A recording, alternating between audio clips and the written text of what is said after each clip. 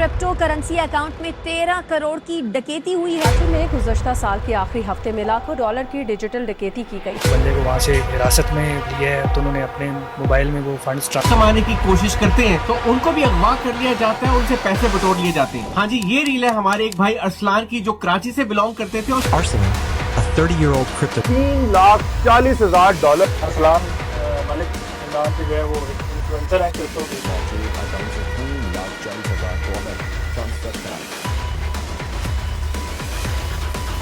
अरसलान को अगवा किया। अरसलान मलिक नाम से एक टिकटॉकर है। अरसलान नामी शख्स के अकाउंट से $3,40,000 मुंतकिल किए गए। CPD एहलकार अली रजा वारदात के बाद फरार। CIA ने 4 मुल्जिमान को गिरफ्तार कर लिया। इत्मीनान करें, आपको कोई भी इशू हो, मैं हूँ ना हूँ, ये मेरा नंबर है, आप इसको यहाँ पे फ़ोन करें जी, तो आपको पूरी प्रोटेक्शन भी देंगे और मतलब ये केस को भी सीधा करेंगे। आप बिल्कुल फिक्र ना करें। बस मुझे यही वो करना था क्योंकि तो मैंने DIU कहा कि पर्सनली इसको मॉनिटर कर, वो खुद कर रहा है और कहीं पे आपको कोई इस तरह की बात आए तो आप मैं हूँ ना हूँ, आप इस नंबर पे रिंग करें, मैं आपको रिंग बैक कर लूँगा।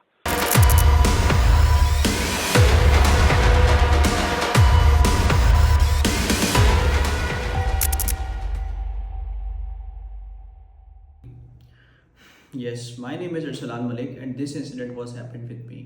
So I will try to tell you the story कि मेरे साथ क्या हुआ। कैमरा फेस करने की हिम्मत तो नहीं है मेरी, बट मैं कोशिश करता हूँ कि आपको बता सकूँ। मेरी छोटी सी आपसे रिक्वेस्ट है कि वीडियो आपने एंड तक देखनी है ताकि हो सकता है कि आपके लिए भी एक सबक आमोज ये लेसन बन जाए। जो मेरे साथ एक हादसा हुआ है, अल्लाह ना करे किसी के साथ हो, लेकिन आप सुने ज़रूर, बिल्कुल आपको एंड तक। आप भाई मेरी हिम्मत है नहीं वीडियो बनाने की, इससे पहले भी 2-3 बार मैंने बनाई है लेकिन वो पूरी नहीं हो पाई। मुझे नहीं पता कि भी पूरी होगी नहीं होगी, बट मैं कोशिश करूँगा कि आपको पूरी तरीके से बता सकूँ कि मेरे साथ हुआ क्या था। आप सबको पता है कि सब कुछ बहुत अच्छा चल रहा था और हम लोग सबसे अलग थे, बिल्कुल अलग काम कर रहे थे मार्केट में और सब कुछ ठीक था। और 2-3 साल तक जो आपने मेरी वीडियोस देखी थी वो मेरे घर वाले ऑफिस में देखी थी, राइट। जो मेरा पहला ऑफिस था वो घर पे छत पर बना हुआ था। उसके बाद 2024 में अक्टूबर में हमने एक वेल नोन सोसाइटी में विला लिया था और उसमें हम लोग शिफ्ट हो गए थे। अक्टूबर 2024 में ये ऑफिस हमारा रेनोवेट होकर हम इधर आ गए थे, इधर से ही कैरी कर रहे थे फर्दर। अच्छा, क्या हुआ कि इतना बड़ा वाक़या हादसा मेरे साथ पेश आ गया और इंटरनेशनली पाकिस्तानी मीडिया पर जगह जगह पर इतना ज़्यादा जो है ये वायरल हुआ इस केस, और मैं कहीं पर भी आपको नहीं दिखाऊँगा। अच्छा, मैं बताता हूँ कि सिचुएशन हुई कैसे, क्या हुआ, कैसे हुआ।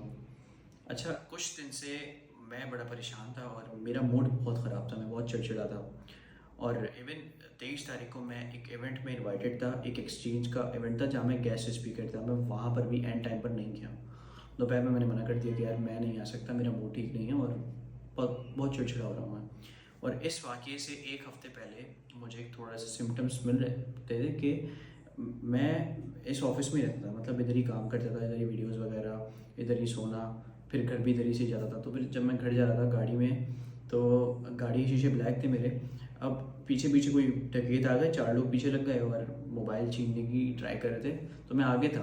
खैर मैं उस दिन पता नहीं क्या हुआ, अल्लाह का करना कि मैं गाड़ी में ही मोबाइल दोनों अपने भूल गया और पैसे लेकर बस में जा रहा था। पैसे जेब में 4-5 हज़ार रुपये थे, वो लोग वही छीन के चले गए, तो बच गया मैं। मैंने अल्लाह ताला का बहुत शुक्र अदा किया, सदका दिया। और उसी के सेम एक हफ़्ते बाद जो है मेरे साथ ये वाक़या पेश आया। अब ये कैसे आया, 23 तारीख को मैं वहाँ था तो मैं वहाँ नहीं गया। 24 तारीख को मुझे इकरा यूनिवर्सिटी डिफेंस कैंपस में वहाँ पर जाना था। वहाँ मेरी 90 मिनट्स का एक सेशन मुझे करना था, वहाँ मैं इनवाइटेड था, गेस्ट स्पीकर वहाँ पर भी। वहाँ मैं इसलिए चला गया, स्टूडेंट्स इंतज़ार कर रहे हैं और सब रेडी होंगे और मैं ना जाऊँ तो फिर ये अच्छा नहीं लग रहा था। उन्होंने बुलाया था मुझे इकरा यूनिवर्सिटी वालों ने, तो मैं वहाँ गया। उन्होंने मुझे शील्ड वगैरह भी दी, स्पीच भी हुई मेरी, सब कुछ होके वहाँ से मैं आ गया। मूड मेरा स्टिल ठीक नहीं था। 24 दिसंबर की बात कर रहा हूँ मैं। अच्छा, 24 दिसंबर को ये वाक़या पेश आया मेरे साथ। ये हुआ कैसे कि 15 दिन से मेरे पास एक हम्माद नामी बंदे का मैसेज था इंस्टाग्राम पर कि मुझे USDT परचेज़ करना है, 30,000 USDT लेना है। अब मैं उसको टाल रहा था। आपने मुझे कभी USDT बेचते हुए ख़रीदते हुए नहीं देखा होगा, मैं ये काम करता ही नहीं हूँ USDT की सेल परचेज़ का। जब भी मेरा आज तक कोई बैंक अकाउंट बंद नहीं हुआ एज एन इन्फ्लुएंसर, मेरा कभी बैंक अकाउंट बंद नहीं हुआ, क्योंकि मैंने ना कभी USDT की पेमेंट अपने बैंक में डाली है ना कभी निकाली है। ऐसा कोई चक्कर बैंक को मैंने कभी यूज़ यूज़ ही नहीं किया अपना क्रिप्टो में। तो मैं कभी USDT का काम नहीं करता था। अब क्या हुआ, और इसी वजह से यही मेरी बेवकूफ़ी थी कि मैंने आज तक कुछ भी विड्रॉ नहीं किया। खैर हुआ क्या कि USDT उसको चाहिए थे हमाद को, मैं मना कर रहा था, मैं नहीं बेचता, मैं ये काम नहीं करता। और 10 दिन से उसने क्या किया, मेरे मॉनिटर को मैसेज किया ज़ुहैब को कि USDT चाहिए तो दिलवा दो किसी से। उसने किसी मर्चेंट से पूछा आगे, यार USDT चाहिए 30,000 मिल जाएंगे? उसने कहा मिल जाएंगे। अब हमाद कह रहे हैं मेरे पास कैश है। मैंने कहा यार कैश वगैरह तो नहीं कर सकते, सॉरी कैश पे काम नहीं कर सकते, कैश को कैसे कैरी करेंगे, कैसे लेंगे मर्चेंट से? तो तुम बैंक अकाउंट में पेमेंट लगा दो मर्चेंट के, वो तुम्हें दे देगा वही के वही। चैनल बीच में मैं हूँ, मैं एज ए सिक्योरिटी तो मैं जो है वो दे दूँगा गारंटी इसकी मर्चेंट की, तो वो उससे लेता होगा पहले, उनका पर्सनली कुछ होगा। खैर इन शॉर्ट ये कि उनकी ये डील हो रही थी हमारे से, मॉनिटर से। जब मैं ऑफिस आया 24 तारीख को, तो ज़ुहैब ने मुझे बताया मॉनिटर ने कि एक बंदा आएगा USDT लेने, सॉरी 23 तारीख को USDT मैंने देने हैं 30,000 इससे लेकर मर्चेंट से उसको। मैंने कहा चलो ठीक है। 23 तारीख को वो इंतज़ार करता रहा, नहीं आया ये, और उसने ऑफिस की लोकेशन भेज दी थी हमाद को पहले से ही, जो कि स्ट्रिक्टली मेरी तरफ से मना है, क्योंकि जिस सोसाइटी में मेरा ये ऑफिस है यहाँ पर अक्सर लोग आ जाते हैं, पता नहीं कैसे, मुझे नहीं पता उनको कैसे पता चलता है। एक बार मेरा खाली गाड़ी का नंबर किसी वीडियो में दिख गया होगा किसी को, तो वो गाड़ी के नंबर से गलियों में घूमते रहते हैं, किस गली में गाड़ी खड़ी हुई है, और मिलने आते हैं, पिक्चर लेते हैं, ये वो बातचीत करके। खैर हम मिल लेते हैं, बात कर लेते हैं सबसे, ऐसा नहीं है कि भगा देते हैं, नहीं वो मिल लेते हैं जो आता है, लेकिन मना करते हैं नहीं आया करें। खैर इन शॉर्ट ये कि हमारे लोग ऑफिस हमारे आ गए उस दिन 24 तारीख को, और उस वक्त मैं अकेला था ऑफिस में, ज़ुहैब लोग नहीं थे, मेरे मॉनिटर्स नहीं थे, ये लोग खाना खाने गए हुए थे। मैं आया, मेरी अम्मी ने मुझे बोला, मैं शाम में उठा था क्योंकि इकरा यूनिवर्सिटी से जब मैं आया था तो मैं सो गया था। शाम में उठा, अम्मी ने बोला फ़ोन करके 9 बजे के, तो मैं दम करवा कर नहीं गए तो अपने ऊपर ना दम कर लेना, वरना वो रोज़ दम करके मेरे ऊपर फूकती हैं, फिर मैं घर से जाता हूँ, फिर निकलता हूँ, और बार बार फ़ोन करके पूछती रहती हैं खाना खा लो, ये वो सारा कुछ। अब क्या हुआ, 24 तारीख को 10 बज गए, ये लोग आए एकदम। मैं क्या हुआ, उन्होंने कहा USDT चाहिए, इससे बात हुई थी, मैंने उससे पूछा, उसने कहा हाँ भाई इससे फला वाला बंदे से लेकर दे रहा हूँ मैं, तुम लेकर दे दो, तो आप ये डील करवा दो। मैंने कहा चलो ठीक है, 10 मिनट का काम है। मैंने हमाद को बोला कि चलो मर्चेंट के अकाउंट में पेमेंट लगाओ, मैं यहाँ बैठा हूँ सामने, तो मेरे ऑफिस में हो, तो मैं फ़ौरन USDT मिल जाएगी। उसने कहा यार नहीं, आप एक बार दिखा दो हमें, हमारा ना मेन बायर कोई और है। हमाद 3 बंदों के हमरा आया, 2 बंदों के हमरा, 3 लोग ये मेरे ऑफिस में आए, मैं हमाद को नहीं जानता था इससे पहले। अच्छा आया, दिखा दो। मैंने कहा यार मैं बेचता नहीं हूँ भाई, मैं कैसे दिखा दूँ? उसने कहा आप अपने वॉलेट में दिखा दो, मैं सिर्फ अपने बायर को सेटिस्फाई कर दूँ, मैं तो खुद ब्रोकर हूँ।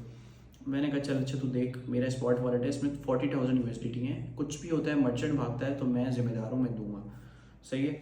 मैं एज ए सिक्योरिटी उसकी गारंटी ले रहा हूँ मर्चेंट की, तो आप पेमेंट लगा उसके अकाउंट में मर्चेंट के, ताकि वो तुझे USDT दे। तो उसने हमाद ने देर करी, हमाद बोल रहा है अच्छा कर रहा हूँ ये वो। 1 घंटा उसने तकरीबन ज़ाया कर दिया। 1 घंटे के बाद कहता है कि यार मेरा बायर स्टिल सेटिस्फाई नहीं हो रहा है, वो कह रहा है कि उस बंदे को ना सोसाइटी से बाहर लाओ जिसके पास USDT है। मैंने कहा कि तुम्हारा दिमाग ठिकाने पर है, मैं बेच ही नहीं रहा भाई, मैं तो तुम्हें लेकर दे रहा हूँ एज ए ब्रोकर, जैसे तुम हो मैं भी लेकर दे रहा हूँ आगे से। मैंने उसको बोला कि भाई मैं सोसाइटी से बाहर नहीं आऊँगा, क्यों आऊँ, मोबाइल लेकर बुला रहा है। मुझे थोड़ा सा ना मामला वहाँ पर ख़राब लगा, दाल में कुछ करा लगा कि यार मेरे साथ कुछ गलत हो रहा है। मूड मेरा ठीक वैसे ही चिड़चिड़ा मैं इतना हो रहा था। खैर मैंने मना कर दिया, वो लोग जाने लगे। तो फिर आगे कहता है कि यार मेरा बायर जो है ना, वो कहता है कि मैं ना उसके वहीं सोसाइटी में आ जाता हूँ, उसको बोलो वहीं पर ही मुझे दिखा दे 2 मिनट, फिर मैं फ़ौरन पेमेंट कर दूँगा। मैंने कहा 1.5-2 घंटे तुम ज़ाया कर चुके हो, चलो उसको बुला लो, क्या करूँ मैं। 12 बज गए थे, 25 तारीख लग गई थी रात में। तो वो आ गया, इनका मेन जो बंदा था जिसका नाम था हारिस, लेकिन वो बात कर रहे थे तीनों के तीनों अशर नाम से, अशर नाम ले रहे थे। खैर ये कहानी आगे बढ़ी, अशर साहब आए। उस वक्त तो मुझे भी अशर ही नाम पता था जो ये लोग ले रहे थे, मैं जानता किसी को भी नहीं था इन लोगों को, मेरे लिए सब लोग अननोन थे। अब मेरा क्या है कि मैं किसी को भी नहीं जानता, सही है। जो आया अशर सामने बैठा, उसने कब दिखाओ भाई क्या है, मैंने दिखाया ये जिस मोबाइल में मैंने दिखाया वो मेरा इतना सिक्योर मोबाइल था, वो मैं कहीं लेकर निकलता नहीं था, ना मैं किसी को उसका वो जो है पासवर्ड भी नहीं पता था, फेस आईडी बिल्कुल इतना सिक्योर रखता था। मैं उसको ऑफ करके रखता था, पता है, जब ट्रेडिंग करनी थी जब ऑन करता था और जब बाइनेंस लॉगिन करता था। बट उनको वहाँ पर शो करना था, तो मैंने तस्वीर खींचने के लिए लॉगिन करके उसको उस वक्त दिखाया और मैं रखने वाला था, इतने में वो बस आ गया। उसने बोला मैं आपके ऑफिस की तरफ नहीं आऊँगा, आप होटल पर आ जाओ, सोसाइटी के अंदर ये होटल भी। तो होटल पर वो आ गया, सोसाइटी में किसके साथ आया, 2 लोगों के साथ आया ऑल्टो गाड़ी में। अच्छा अब ये कितने लोग हो गए, 3 ये हो गए जो 2 लोग आए थे और एक हारिस, 3 ये और 3 मेरे पास आए, 6 लोग ये बैठे हुए हैं। USDT चाहिए इनको 30,000, और जब पिक्चर खींची थी 40,000 थे, तो हारिस ने बोला मुझे 40 के 40 पूरे दे दो। मैंने मर्चेंट से पूछा कि यार 40 के पूरे मांग रहा है, दे दोगे? उसने कहा ठीक है मैं 40 दे दूंगा, तुम पेमेंट लगवाओ। अब मैंने हारिस को बोला पेमेंट करने का, तो कहता है वो कि पोर्टल से पेमेंट हो रही है और एप्लीकेशन से पेमेंट नहीं हो सकती इतनी बड़ी अमाउंट। तो मैं अब्बू को बोलता हूँ, वो कर रहे हैं, 15 मिनट में आपके पास आ जाएंगे। मैंने कहा ठीक है, मर्चेंट को बोल दिया। अब तकरीबन 1 बज गया। इस सिचुएशन में आधा घंटा और गुजर गया। वो चाय पे चाय पिए जा रहा हूँ, मैं परेशान हो रहा कि यार ये क्यों नहीं कर रहा, क्या हो रहा है। मैंने बोला यार मैं नहीं कर रहा, मुझे डील नहीं करनी, मैं जा रहा हूँ। मुझे खुद समझ में नहीं आ रहा कि यार ये $30-40 चिंदी चोरी के लिए मैं इधर क्यों बैठा हूँ। और डील हमारे मॉडरेटर्स की थी, उनकी डील थी, मैं इधर क्यों क्या कर रहा हूँ, मतलब मेरा वास्ता ही नहीं है कोई इन चीज़ों से, तो मैं इधर क्या कर रहा हूँ बैठ के। मैंने कहा यार मुझे नहीं बेचना, मैं जा रहा हूँ। उन्होंने कहा यार बस 1 मिनट रुक जाओ, 1 मिनट रुक जाओ। ऐसे ऐसे करते करते उसने मुझे बिठाया।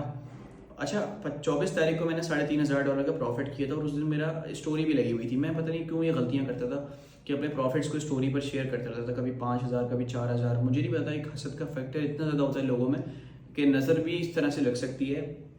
5-6 हज़ार में डेली तो नहीं, खैर स्ट्रैटेजी थी मेरी एक, वो बताऊँगा किसी दिन आपको कि किस तरह से मैंने ये जो है ना ज़ीरो से कितने कैसे किए थे जमा। खैर सारे पैसे मेरे ही थे भाई, इन्वेस्टर का कोई पैसा नहीं था ये। तो कहाँ से निकल रही है बात कहाँ पर। खैर उसने मुझे बिठा लिया। इतनी में क्या हुआ कि पीछे से पुलिस की गाड़ी आई है, बगैर नंबर प्लेट की सिविल ड्रेस में 5 लोग, 6 ऑलरेडी मेरे पास बैठे हुए हैं, 5 ही और हैं। और उस दिन जुहेब लोग भी ऑफिस वापस नहीं आए खाना खाकर, मैं ही था। वरना मैं कभी फ्रंट पर नहीं जाता, ना किसी से मिलता, वही लोग मिलते हैं, वही लोग फेस करते हैं। उसके बाद जो बहुत काम का बंदा होता है तो मैं फिर उसके पास आता हूँ या उससे बातचीत करता हूँ, वरना मैं फ्रंट पर कभी भी नहीं जाता। तो इन शॉर्ट ये हुआ कि उस दिन कोई नहीं था, और पुलिस की गाड़ी आई, मुझे डाला और हारिस को डाला, इनके मेन बायर को, और उठा कर ले गए। मैं बार बार गाड़ी में पूछता रहा मैंने क्या किया है, मैंने क्या किया है, उन्होंने नहीं बताया। गाड़ी में बैठकर हारिस और वो लोग सब मिलकर सिगरेटें पी रहे हैं। मुझे थोड़ा सा लगा कि यार हो सकता है हारिस इनके साथ मिला हुआ हो, ये क्या चल रहा है। मुझे तो जब भी नहीं लग रहा था, मुझे लग रहा था मुझे गलत फहमी में उठा लिया। बट अब क्या हुआ कि गार्डन तक जब पहुँचे, तो गार्डन पे ना उन्होंने फ़ोन किया कि साहब इसको चश्मा पहना दो।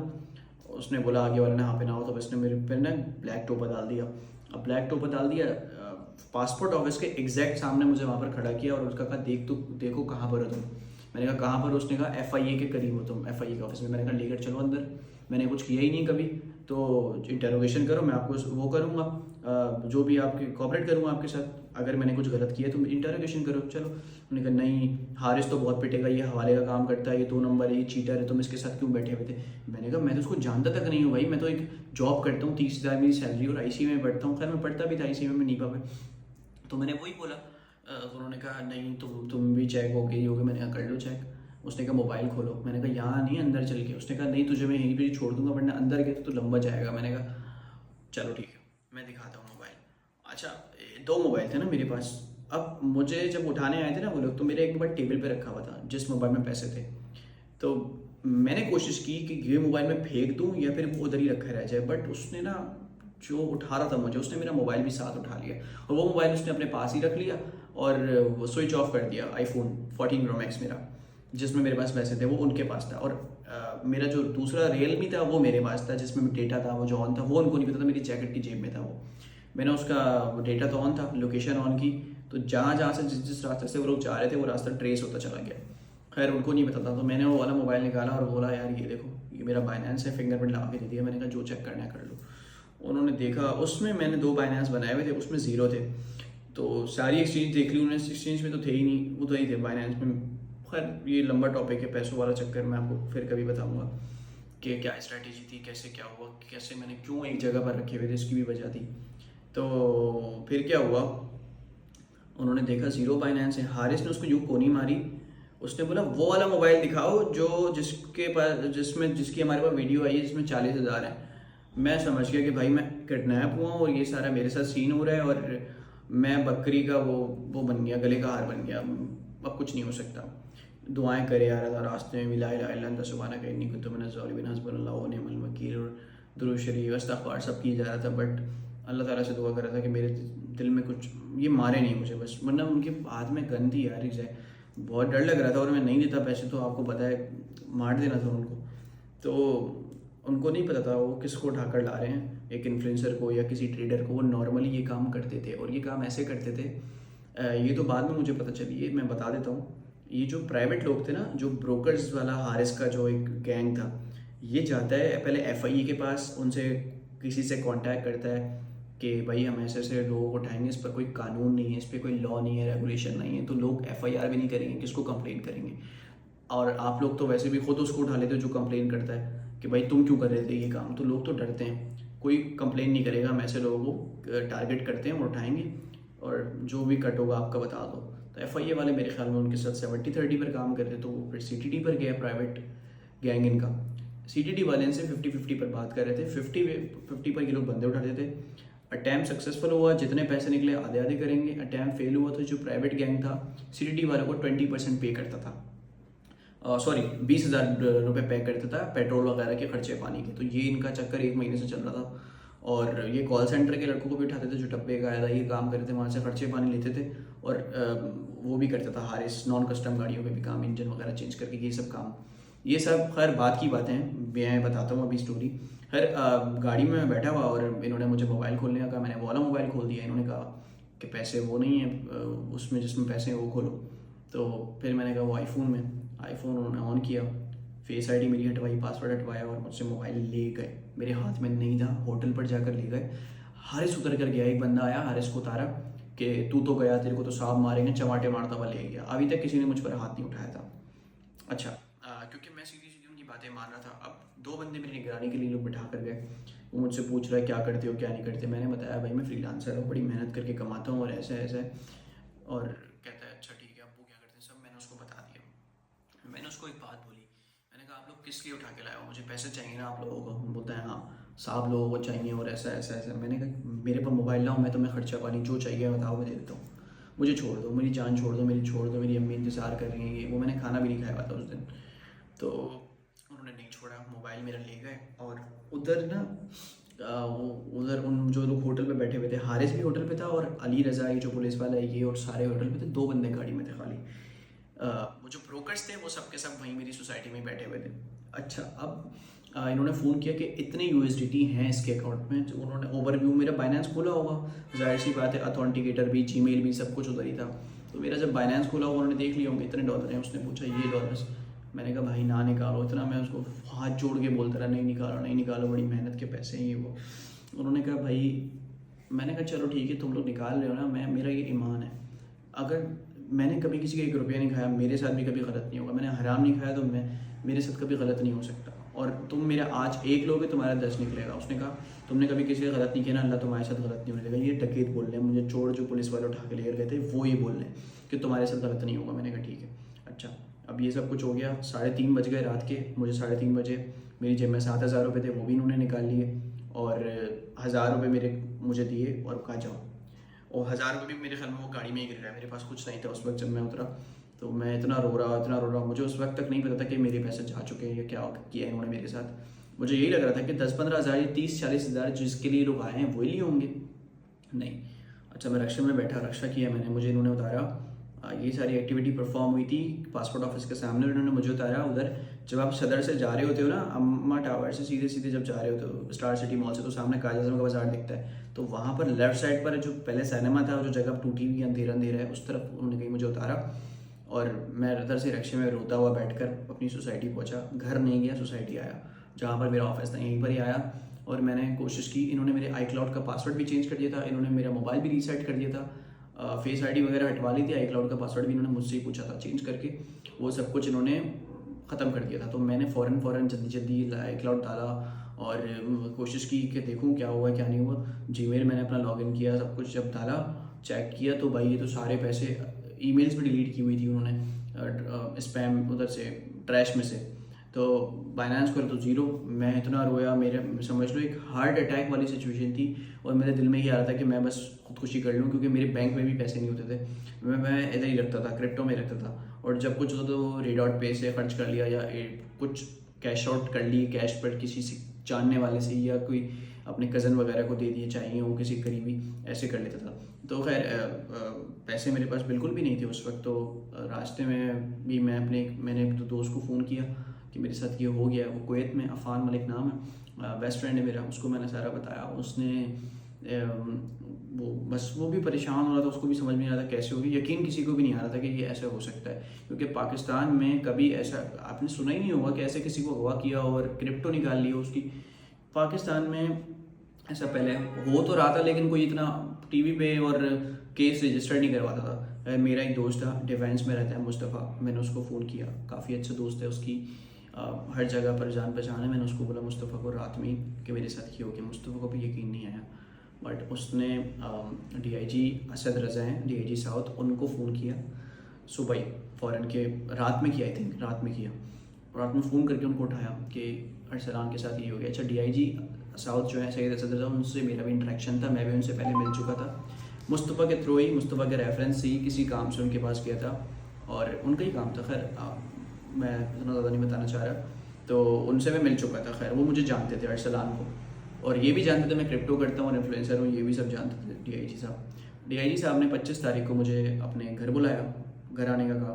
अब सुबह हो गई, 10 बजे मेरे घर की घंटी बजी 25 तारीख को, और वही 5 लोग ब्रोकर्स जो हारिस को लेकर आए थे और जो हमाद लोग आए थे, वो मेरे पास आए कि यार हम हारिस को नहीं जानते, तुम्हारे साथ क्या हुआ बताओ, कितने पैसे लिए, ये वो हमें नहीं पता, हम तो खुद नहीं जानते, हम तो खुद ट्रैप हुए, हमें नहीं पता था ये बंदा कौन है। मैंने कहा तुम में से किसी को भी नहीं छोड़ूंगा मैं। उन्होंने कहा अच्छा, हम FIA वाले को किसी को बुला रहे हैं, तुम उसको सारी स्टोरी बताओ अपना समझ कर, वो तुम्हारे पैसे दिलवा देगा, तुम बताओ उसको। मैंने कहा ठीक है बुलाओ। उसने बुलाया FIA वाला जो भी था वो, खैर वो भी बंद है, वो भी जेलों में बंद है। तो उसने जो है वो फिर CCTV फुटेज का बोला सोसाइटी वालों को, उन्होंने नहीं दी इसको भी, और मुझे कहा कि चलो FIR करवाते हैं, एप्लीकेशन देते हैं थाने में और तुम्हारे बंदे पकड़ लेंगे हम। मैंने कहा यार मैं नहीं जा रहा, मैं DIG साहब के पास जाऊँगा, पहले उनसे मिल लूँ फिर बात करते हैं आगे, तुम लोग जाओ अभी। तो मेरे पास नंबर वगैरह भी नहीं थे, किसी के फ़ोन नंबर, इंस्टाग्राम पर ही रहा था, तो मैंने सबके नंबर ले लिए उस वक्त। तो फिर मैं गया मुस्तफ़ा के साथ ही, अपने दोस्त के साथ DIG साहब के घर पे, उनको सारी सिचुएशन बताई।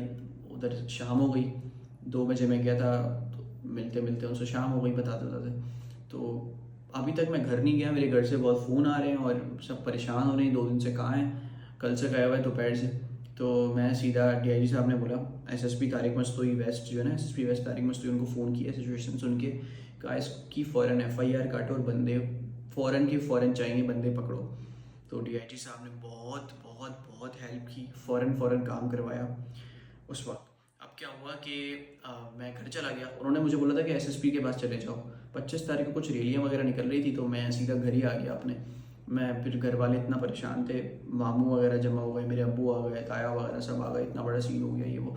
मैं चाह रहा था कि मेरी फिगर एक्सपोज नहीं हो किसी के आगे, किसी को ये नहीं पता चले कि इसके पास इतने पैसे थे। फिर लोग अलग ही नज़रों से देखते हैं, अलग ही फिर हिसाब किताब अपने लगा रहे होते हैं, मतलब हर कोई अपने नज़रिए से सोच रहा होता है। तो मैं ये चाह रहा था, बट DIG को तो मैंने बता दी थी, दोस्त को भी बता दी थी, घर में मैंने इतना खुल के नहीं बताया था। उस वक्त मैं बड़ा रो रहा था, परेशान था, बेहोशी वाली हालत थी, रोए जा रहा, आँखें लाल, ये सिचुएशन थी। रात में नींद भी नहीं आई। सुबह फिर अल्लाह करके मैंने वो रात गुजार ली। फिर मैं सुबह उठ के फ़ौरन मेरे मामू हैं, फैज़ान मामू, वो मेरे साथ एक दीवार की तरह पूरे केस में हर जगह, समझो कोई अपना जो होता है ना, एक अपना होने का फ़र्ज़ उन्होंने निभाया, मेरे साथ साथ रहे फैज़ान मामू। उनके साथ मैं गया, पहले सोसाइटी, CCTV फुटेज ली, दे नहीं रहे थे, फड्डा किया थोड़ा, फिर ले ली। और वहाँ से गया मैं SSP तारिक मस्तूई के ऑफिस, उनको सारी कहानी सुनाई, और उनको सुनाने के बाद उन्होंने फ़ोन किया SHO को बताया DIG साहब ने भेजा है और इसका काम फ़ौरन टॉप प्रायोरिटी पर होना चाहिए, FIR करो। SHO को बताते समझाते रात हो गई। उसने बोला चलो गाड़ी में, अपनी गाड़ी निकाली, उसने मुझसे पूछा किधर कैसा क्या हुआ, सारे पॉइंट नोट किए, CCTV फुटेज ली और कहा मुझे सुबह आना है, FIR हो जाएगी। 27 तारीख को मैं सुबह गया और जुम्मे की नमाज के बाद FIR रजिस्टर्ड हुई, और उन्होंने कहा ये केस आपका ABCCCIA में चलेगा, और ये क्योंकि किडनैपिंग फॉर रैंसम है, आपका वाला तावान है, यहाँ पर नहीं चलेगा। मैंने कहा ठीक है। तो मैं फिर जो है वहाँ पर CIA में मामू के साथ अपने अगले दिन वहाँ चला गया। उस दिन FIR रजिस्टर्ड हुई, रोज़ नामचे पे चढ़ता है, फिर पक्की FIR बनती है, और फिर ये सारा कुछ होता है। अच्छा, पैसे वैसे मुझसे अभी तक किसी ने नहीं लिए थे। और फिर क्या हुआ, मैं गया इधर CIA के ऑफिस, इनको मैंने केस सुना ही रहा था। भाई इतने तेज़ होते हैं, इतना इनका माइंड शार्प होता है माशाल्लाह, और बहुत इंटेलिजेंट। उसमें से एक बंदा सब इंस्पेक्टर था, अवैस, उसने मुझे मोबाइल में तस्वीर दिखाई, ये बंदा है। तीसरा बंदा जो उसने दिखाया मैंने पहचान लिया, ये अली रज़ा। इसने मुझे गाड़ी में डाला था। उसने कहा तुम्हारे बंदे पकड़ लिए। 28 तारीख को मैं उसको ये बात बता रहा हूँ और कि ये बंदे, और उधर जो एसएसपी होते हैं ना एबीसीसी के, अनिल हैदर, जो आजकल बहुत हाईलाइटेड भी हैं, आप देख रहे होंगे टीवी पे उनको।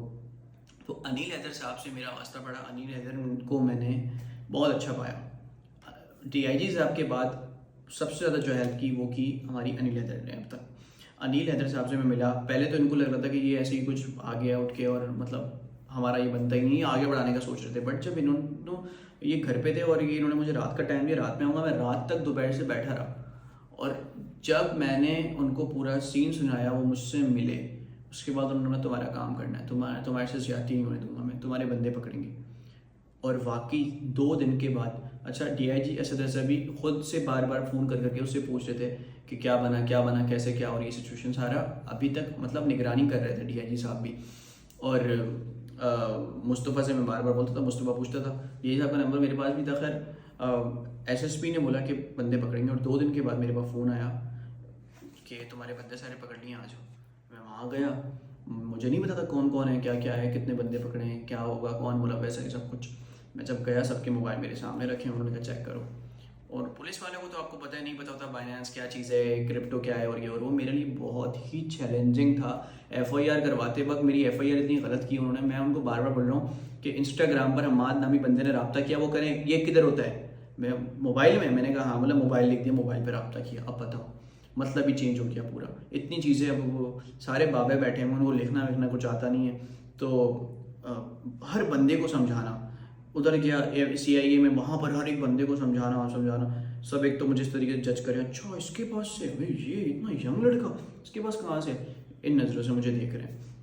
अच्छा खैर ये सब कुछ मैंने फेस किया, बड़ा चैलेंजिंग था मेरे लिए, बट अल्लाह ताला ने करवा दी सिचुएशन क्लियर। फिर जो है मैंने जब बताया बंदे पकड़ लिए, सबके मोबाइल मेरे पास थे, तो मैंने चेक किया एक का मोबाइल।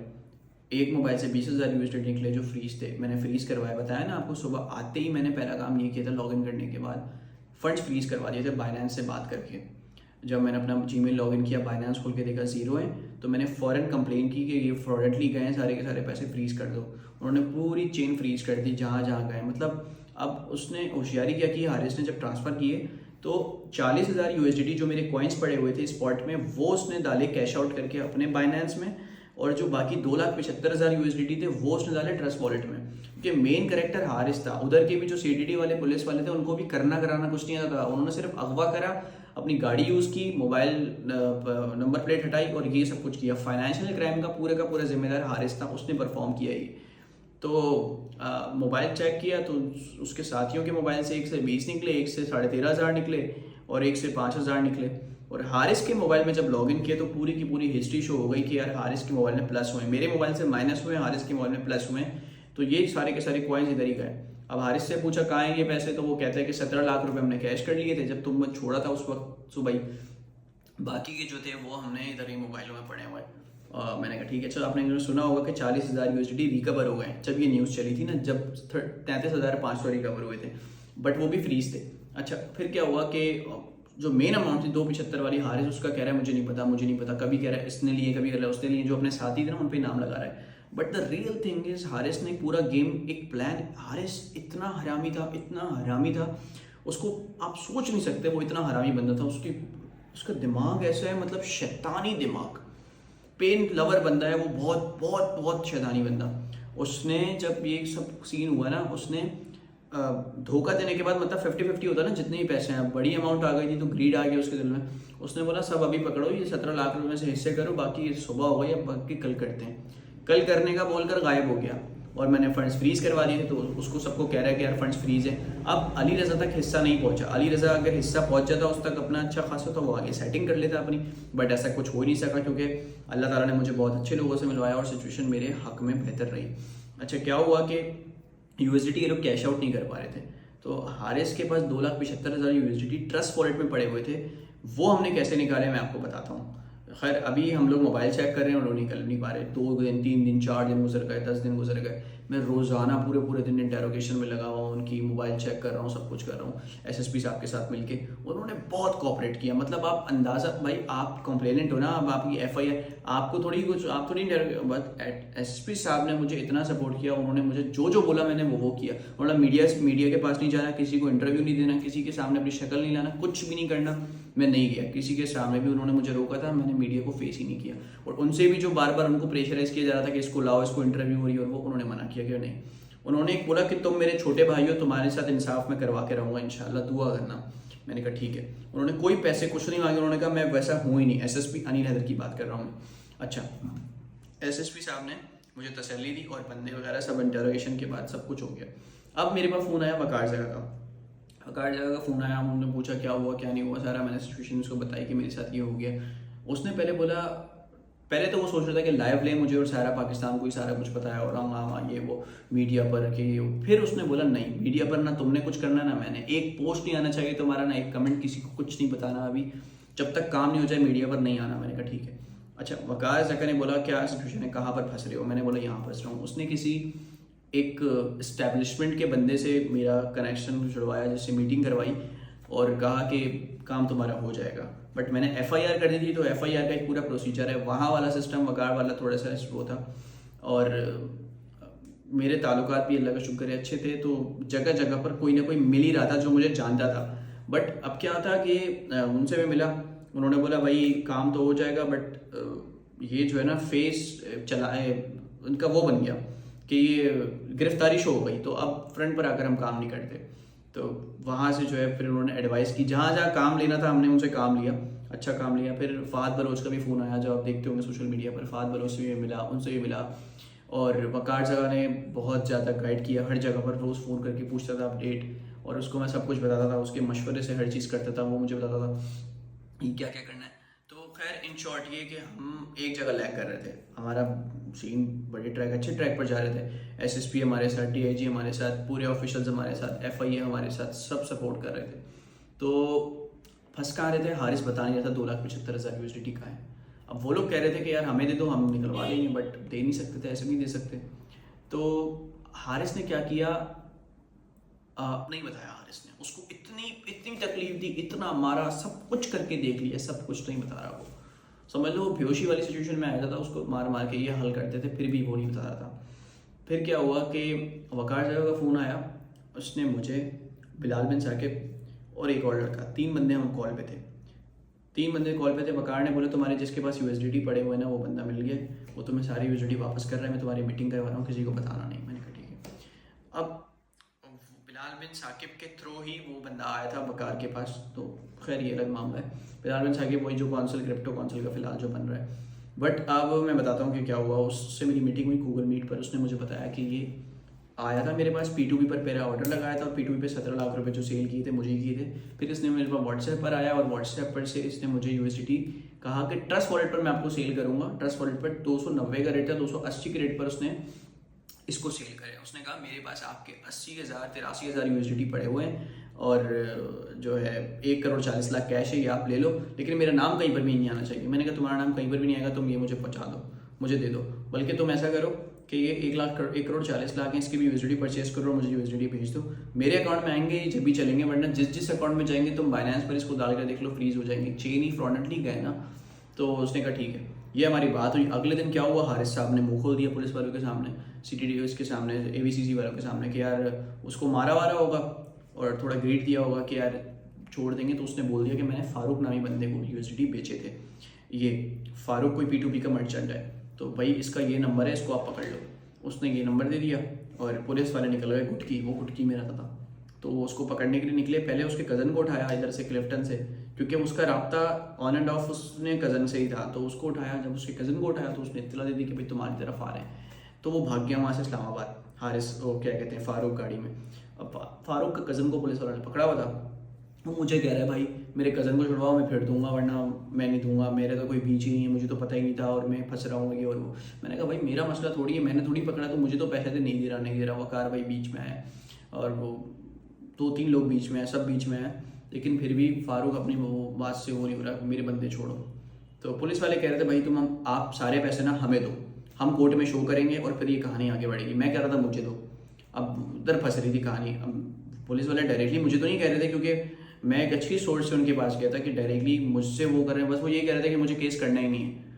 और अब आप नॉर्मल बंदा किसी बगैर सोर्स के जाता तो फिर वो उनका रिएक्शन अलग होता, लेकिन मुझे वो डायरेक्ट नहीं कह रहे थे, बस वो बोल रहे थे कि एसएसपी को कि हमें नहीं करना ये, हमें नहीं करना ये, अपनी अपनी चला रहा है। मैं कह रहा था भाई मुझे तो मेरा मेन मोटिव रिकवरी है, मुझे पैसे चाहिए, बट उसके जब बंदे पकड़ लिए तो वो मजबूरन उसको पैसे पुलिस वालों को देने पड़े, और फिर उसके पुलिस वालों ने बंदे छोड़े। और उसका नाम तो खैर अभी नहीं है बीच में, क्योंकि वो अवेयर नहीं था ना, उसको थोड़ी पता था, और मे भी हो सकता है कि उसको पता हो, क्योंकि हारिस ये कह रहा है कि उसको पता था कि फ्रॉडेटली पैसे गए और उसने जब भी बाय किए थे सस्ते में। खैर ये अलग टॉपिक है। बट अब क्या हुआ कि इन लोग यहाँ तक कहानी पहुँच गई। अब ये रिमांड में ही थे और मैं और मेरे मामू पूरे दिन कभी कहीं तो कभी कहीं, कभी किससे मिल रहे हैं, कभी किससे मिल रहे हैं, और हमारे पास हर तरफ से मीडिया के फ़ोन आ रहे हैं, भाई इंटरव्यू दे दो, इंटरव्यू, कोई पॉडकास्ट के फ़ोन आ रहे हैं, भाई पॉडकास्ट पैसे ले लो, पॉडकास्ट इंटरव्यू दे दो। हमने कहीं पर भी कुछ भी नहीं किया।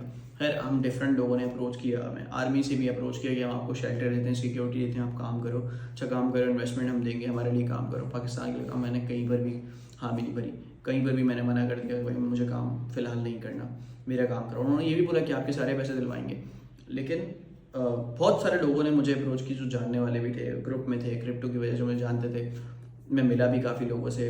और बट ये सिचुएशन में अनिल हैदर की उससे चलता रहा कि उन्होंने जो बोला मैंने वो किया, और वकार जगह के उससे चलता रहा। बाकी मेरे मामू मेरे लिए ऐसे दीवार की तरह सपोर्ट जो होती है ना, वो बने हुए थे। हम दोनों एक दूसरे के मशवरे से फैसले लेते थे, जिससे हम मिले थे वो कहते तुम सही ट्रैक पर जा रहे हो। तो अब मेरे लिए इतना चैलेंजिंग है as a youngster, as a 22 years old boy, कि मैं कभी ज़िंदगी में पुलिस की गाड़ी में नहीं बैठा, कभी थाने नहीं गया, मुझे नहीं पता SHO कौन होता है, DSP कौन होता है, DIG कौन होता है, SSP, मुझे कुछ भी नहीं पता भाई। मैं घर से ऑफिस, ऑफिस से घर, आउटिंग भी नहीं है, ना मेरे कोई दोस्त हैं, 2-3 दोस्त हैं, बहुत ही क्लोज सर्किल है मेरा, ना कोई इतना कुछ भी नहीं है यार मैं किसी चक्करों में नहीं हूँ। मुझे अब मेरे लिए सब चीज़ें नई थी, मुझे कुछ समझ में नहीं आता कि क्या फ़ैसला लेना चाहिए, सिस्टम कैसे काम करता है क्या। लेकिन अनिल हैदर ने जज कर लिया था कि ये लड़का नया है, इसको सिस्टम नहीं पता, तो वो मुझे गाइड कर रहे थे। मुझे कहा तुम छोटे भाई, उन्होंने कोई पैसे वगैरह कुछ नहीं मांगे किसी भी किस्म के। मेरे कोशिश से एक बार 10,000 रुपये उनकी टीम को खाने वाने के लिए, तो बीच में बस पैसे मेरे पास थे भी नहीं, उनको ही पता था। बाकी इसके अलावा मैं कुछ भी नहीं, किसी ने ना मांगा ना कुछ हुआ। तो सिचुएशन आगे बढ़ती गई। खैर इन शॉर्ट वो जेल कस्टडी हो गए, हमने इंटेरोगेशन कर ली, उससे पूरा का पूरा लिखवा लिया कितने पैसे किधर हैं, उसने बता भी दिया।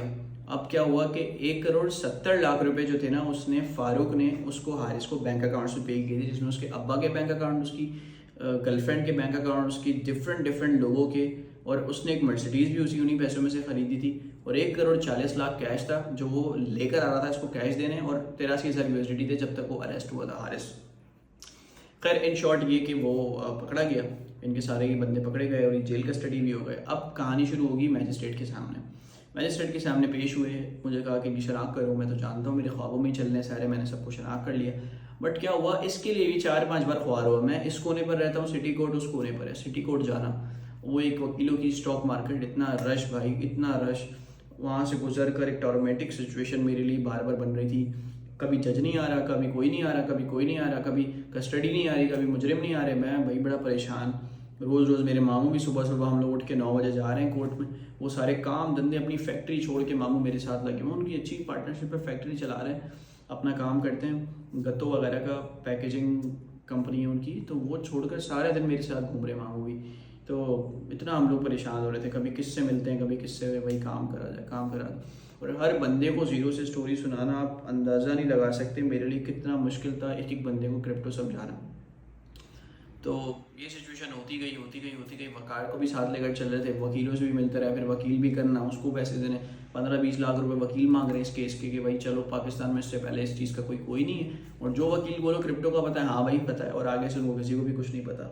मेरे जानने वाले भी बहुत वकील थे, ग्रुप में निकल गए थे, और जगह जगह से हर तरीके के लोगों के, गवर्नमेंट के, कोई किसका फ़ोन तो कोई किसका फ़ोन। खैर सिचुएशन ख़राब चल रही थी, काम थोड़ा स्लो होने लगा बीच में। तो फिर क्या हुआ कि वकार भाई ने बोला कि अब तुम एक बंदे का वो दे रहा हूँ मैं, उसको तुम मीडिया पर जाकर इंटरव्यू दे दो, उसके अलावा किसी को नहीं दे रहा। अच्छा वो था इरफान सिद्दीकी भाई, जो जंग अखबार में जिनका कॉलम आता है, इरफान सिद्दीकी जियो में होते हैं, उनके घर गया, उन्होंने बोला नहीं इंटरव्यू नहीं दो। उन्होंने भी सिचुएशन को समझा और मेरे मुताबिक जो मुझे सही करना चाहिए वो मुझे गाइड किया। और वहीं पर उनके घर पे बैठे हुए थे अफजल नदीम डोगर साहब, जियो के क्राइम रिपोर्टर 2002 से आई थिंक जियो में, 1994 से जंग अखबार में, वो भी थे वहाँ पर। उन्होंने मुझे गाइड किया। अब जहाँ मैं फंस रहा था ना कि पैसे नहीं मिल रहे, पैसे रिकवर में, मेरा मेन मोटिव रिकवरी थी। उन्होंने आईजी साहब को फ़ोन किया, आईजी साहब को सारी सिचुएशन बताई कि इसके साथ ये सारा सीन हो रहा है और इधर ये फंस रहा है, तो उसका मसला हल करवाएं। आईजी साहब ने, मुझे नहीं पता, मुझे 10 बजे आईजी साहब का फ़ोन आया, आईजी साहब ने मुझे तसल्ली दी, आईजी सिंध गुलाम नबी मेमन साहब। अच्छा, उन्होंने मुझे फ़ोन करके बोला कि आपको कोई भी कुछ नहीं करेगा, कोई आपसे 1 रुपया नहीं मांगेगा, जो भी गलत करेगा आपके साथ मैं उसको नहीं छोड़ूंगा। और आपने देखा होगा राजा उमर खत्ताब वगैरह को आईजी साहब ने अपने ओहदे से हटाया था। राजा उमर खत्ताब सीडीडी का कोई डीएसपी है, I don't know about him, मैं तो पर्सनली किसी को भी जानता भी नहीं था, तो ना मेरा इनसे कोई वास्ता था, तो उनको हटाया। खैर उनके किसी इदारे के अली रज़ा था, अली रज़ा ने गलत किया था, तो अली रज़ा की वजह से उनको हटाया। खैर अली रज़ा भी गिरफ़्तार हो गया है। और क्या हुआ कि उन्होंने मुझे तसल्ली दी कि जिसके पास 10 रुपये भी होंगे ना, उसके घर में घुस के लेंगे, बनिए बन जाएंगे, लेकिन पैसे नहीं छोड़ेंगे तुम्हारे, तुम बेफिक्र हो, तुम्हारी मेहनत का पैसा है, स्ट्रगल है, तुम्हारी पूरी स्टोरी मैंने बताई थी उनको। खैर बताई तो नहीं थी, उन्होंने बोला मैं बताता हूँ कब बताई थी, मिल रहा था ना जब बताई थी। तो आईजी साहब ने मुझे तसल्लियाँ दी पूरी और कहा कि FIA भी आएगी तो उसको भी देख लेंगे, तुम्हारा तुम हर जगह से क्लीन हो, तुम्हारा कोई मसला नहीं है। अच्छा, आईजी साहब का दोबारा भी मेरे पास एक फ़ोन आया, किसी भी किस्म का कोई भी मसला हो, ये मेरा पर्सनल नंबर है, एक होता है CPO का नंबर जो सेंट्रल पुलिस है, एक होता है उनका पर्सनल नंबर, उन्होंने मुझे वो दिया। तो इत्मीनान करें, आपको कोई भी इशू हो, मैं हूँ ना हूँ, ये मेरा नंबर है, आप इसको यहाँ पे फ़ोन करें जी, तो आपको पूरी प्रोटेक्शन भी देंगे और मतलब ये केस को भी सीधा करेंगे, आप बिल्कुल फिक्र ना करें। बस मुझे यही वो करना था, क्योंकि मैंने FIR इसी मोटिव से की थी कि यार रिकवरी हो जाएगी। हाँ हो जाएगी, वो नहीं था, इंशाल्लाह इंशाल्लाह ठीक है, हो जाएगी बिल्कुल। वो मुझे मैंने उसको कहा कि टीम बनाए, तो वो DIU कहा कि पर्सनली इसको मॉनिटर कर, वो खुद कर रहा है। और कहीं पे आपको कोई इस तरह की बात आए तो आप मैं हूँ ना हूँ, आप इस नंबर पे रिंग करें, मैं आपको रिंग बैक कर लूँगा। तो कोई मसला मुझे फ़ोन करना डायरेक्ट आईजी सिंध ने। अच्छा, आईजी सिंध ने फिर मुझे बुलाया फ़ोन करके कि मेरे ऑफिस आ जाओ कल 10 बजे। मैं वहाँ पर भी गया, उनसे मिला, उनको सारा सीन बताया। फिर उन्होंने दोबारा काम को फास्ट ट्रैक पर लगा दिया। मुकद्दस हैदर DIG जो हैं CIA के पूरे इसके, तो उनको बोला काम फास्ट ट्रैक पर करवाया, सब कुछ हुआ दोबारा से। और फिर जब आईजी साहब ने मुझे दूसरी बार बुलाया, जब मुझसे पूछा काम हुआ, उन्होंने कहा वही हुआ। फिर कोर्ट में जब एडमिनिस्ट्रेटिव जज के सामने, जब अली रज़ा गिरफ्तार हुआ तो उसकी शनाख्त प्लेट के लिए मुझे बुलाया, तो अली रज़ा के जो चाचा साहब थे उन्होंने मुझे थ्रेट किया कि इसका नाम नहीं लेना, ये तो तुम्हारी हेल्प करने आ रहा था। मैंने बोला मैं सब बचा दूंगा, अगर किसी ने बोला ना कि नाम लेना, ये नहीं करना। मैंने तो कोर्ट में जज के सामने जो सच्चाई थी एग्जैक्ट वो बताई। तो फिर उसने बोला बाहर मिलेंगे ये वो। मैंने आईजी साहब को फ़ोन करके बता दिया ये बोल रहा है। आईजी साहब ने मुझे एक मोबाइल दी जो 24 घंटे का कि तुम्हारे साथ होगी, तुम्हारे घर पे खड़ी रहेगी, सिक्योरिटी देगी। वो मोबाइल 15 दिन तक मेरे घर के बाहर रही। वो किसकी थी? AVCC वालों की, अनिल हैदर वालों की, जो स्टिल मेरे साथ कोऑपरेट कर रहे थे। अच्छा, इतने लोगों से मैं मिला, आर्मी में भी, जगह जगह मेरा कुछ भी खर्चा नहीं हुआ कहीं पे भी। लोग अल्लाह ताला ने मुझे इतने अच्छे दिए, कहीं पे भी पैसे नहीं लगे मेरे, क्योंकि पैसे लगते भी कैसे, मेरे पास कुछ था ही नहीं, मैं कहाँ से लगा था, मेरे सब कुछ चला गया था। वो खैर बताऊंगा कि मैंने पैसे इधर इधर क्यों रखे थे सारे मिला के, वो मेरी इतनी बड़ी बेवकूफ़ी थी। खैर क्या हुआ कि मोबाइल मेरे घर के बाहर हर वक्त बुलाके वाले भी परेशान भाई, तो लाइबिलिटी भी बनी हुई थी मेरे लिए। मैंने बोला यार मुझे फ़िलहाल सिक्योरिटी नहीं चाहिए, जब मुझे चाहिए होगी तो मैं बता दूंगा। तो फिर भी आईजी साहब ने और इन्होंने कोर्ट ने मिलके वो किया कि मेरा जो इलाका है उसके पुलिस को फ़ोन किया कि मेरा मोबाइल सर्विलेंस पे रख दिया और कहा कि इसको जब भी सिक्योरिटी चाहिए, जब भी ये फ़ोन करे, फर्स्ट सिक्योरिटी पर इसका वो करना है। और उन्होंने कहा ठीक है। अब उन्होंने DSP ने मुझे बुलाया मेरे इलाके के, कहा कि यार तुम्हें जब भी पुलिस की मोबाइल चाहिए हो फ़ौरन बताना, और इलाके से जब भी बाहर जाओ, इलाके में भी जाओ तो हमें बता के जाना, इन्फॉर्म करके जाना, हम तुम्हारा मोबाइल वैसे भी ट्रैक कर रहे हैं, सब कुछ तुम्हारी सिक्योरिटी के लिए। और जब भी मोबाइल चाहिए हो फ़ौरन बताना, हाई प्रायोरिटी पर मुझे डायरेक्ट फ़ोन करना, कुछ भी हो। DSP ने बोला। और मैंने अपनी गाड़ी के शीशे तो ब्लैक मेरे वैसे ही हैं, तो मुझे कोई भी आगे कराची में क्या कहीं भी कोई भी रोक रहा है तो मैं सीधी DSP को फ़ोन कर रहा हूँ, भाई अपनी सिक्योरिटी के लिए मैंने ब्लैक करे हुए पूरे शीशे फुल, और कोई भी चलान कुछ नहीं है मेरा फ़िलहाल। हर जगह पर अल्लाह का शुक्र है, ट्रैफिक हो, पुलिस हो, आईजी साहब हो, FIA हो, कोर्ट हो, सब कुछ हर जगह पर सब अच्छा चल रहा था। लेकिन पैसे नहीं मिल रहे थे। पैसे अब उन्होंने कोर्ट में शो कर दिए, वो कोर्ट से जो है ना आपको पता है लंबा प्रोसीजर अभी तक आपको पता है। मेरे लिए इतना चैलेंजिंग था ये सब कुछ एक एक बंदे को समझाना, अभी तक केस मेरा शुरू नहीं हुआ है। पता है क्रिप्टो पाकिस्तान में रेगुलेट कैसे हो रही है, इस पर तो एक मुकम्मल वीडियो बनाऊंगा मैं, इसके लिए मैंने क्या किया है।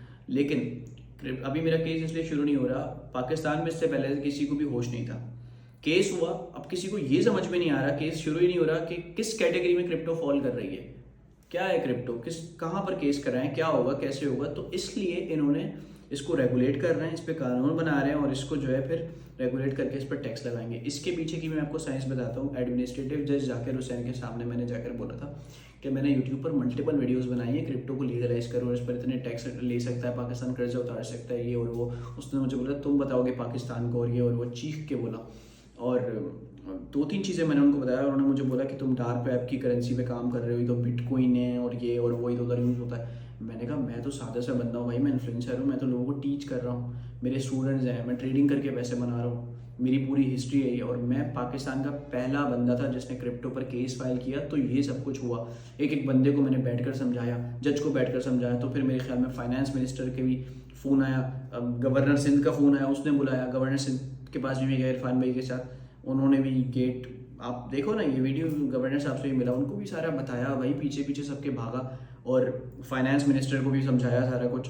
और फिर इसके अलावा जज को बताया, इसने मेरे ख्याल में लेटर लिखा होगा फाइनेंस मिनिस्टर को, फिर केस के ऊपर कोई रेगुलेशन ये करें ताकि इस केस को सॉल्व करें, आगे भी जो आने वाले केसेस हैं करें, क्योंकि 2 करोड़ लोग काम कर रहे हैं। फिर ये सारे वो हुए हैं। खैर मैं इस पर बनाऊँगा वीडियो।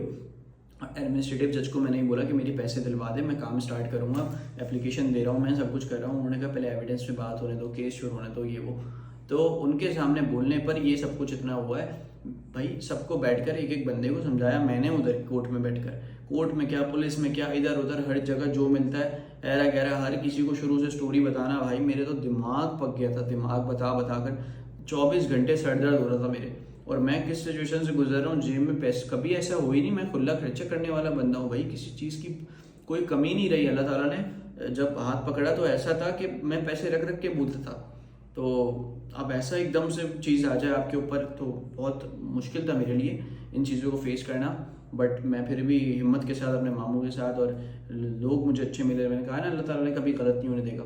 तो बस सिचुएशन से गुजरे और अल्लाह ताला ने साथ दिया। और अभी केस शुरू नहीं हुआ है, दुआ करें शुरू हो जाए, चालान बनेगा, केस शुरू होगा, फिर ये कहानी आगे बढ़ेगी। बट हम जो है स्टार्ट कर देंगे अपना काम दोबारा से। आपकी सपोर्ट की सख्त ज़रूरत होगी इस वक्त, क्योंकि अब मैं बड़ी मुश्किल से इस कैमरे को फेस कर रहा हूँ। मुझे ही पता है कि मैं किस सिचुएशन से गुजरा हूँ और क्या मैंने फेस किया है। भाई मैं बड़ी मुश्किल, बहुत मुश्किल वक्त से गुजरा हूँ। किसी और पर ये वक्त आता तो शायद वो ना सह पाता, बहुत मुश्किल थी मेरे लिए बहुत। लेकिन मेरे घर वाले, मेरे ख़ानदान वाले, मेरे मामू ताया वगैरह सब, मेरी बड़ी अम्मी, बड़े अब्बू वगैरह सब जो है, सब ने मुझे बहुत सपोर्ट किया। और बाहर भी जो मुझे लोग मिले, अच्छे लोग मिले, बुरा चाहने वाले नहीं मिले। खैर किसी और के साथ करते होंगे भी, जो बदनाम है पुलिस वगैरह भी, ये सब कुछ, लेकिन मेरे साथ ऐसा कुछ नहीं हुआ। तो मैं तो क्रेडिट देता हूँ सिंध पुलिस को भी, मेन क्रेडिट अनिल हैदर को, DIG साहब को, वकार साहब को, इरफान सिद्दीकी को, IG साहब को, और इन सब लोगों को जो भी थे, जिन्होंने भी मेरे साथ दिया, जिनका नाम मेरे जहन में भी तक नहीं है। और अवैस को भी, सब इंस्पेक्टर जिसने बंदे पहचाने, जिसने चेन पकड़ी थी पूरी। और भी काफ़ी लोग हैं जिन्होंने साथ दिया, वकार साहब तो मेन। और इसके अलावा बस मैं नाम सबके, कुछ एतराज़ नहीं हो किसी को तो, लेकिन साथ सबने दिया। खैर अभी केस शुरू नहीं हुआ है, और केस शुरू हो जाए चीज़ों को समझाऊंगा, फिर दोबारा से सर खपाऊँगा जज के सामने, उनको बताऊँगा चीज़ें, और फिर जो है कहानी शुरू होगी। अल्लाह करे पैसे मिल जाएँ, फिर दोबारा से एक उम्मीद जागेगी। अब इस एक्सपीरियंस में तो गुजर गया, अल्लाह ताला बस खैर करे। चलें, उम्मीद है कि आपको मेरी कहानी समझ में आई होगी, सुनी होगी आपने, और अल्लाह ना करे किसी के साथ ये हो।